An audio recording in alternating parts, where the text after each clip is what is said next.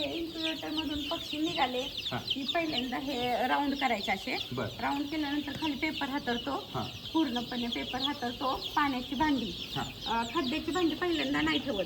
त्याच्यामध्ये थोडं थोडं मक्याचा भरडा असतो, तो 3 दिवस देतो आम्ही.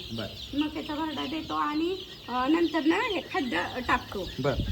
आणि ह्यांना म्हणजे उष्णतेची गरज असल्यामुळे लाईट लावावी लागते. तर हे 1000चे हॉलिजन आहे. म्हणजे 1000 वॅटचे. हा, 1000 वॅटचे हॉलिजन आहे.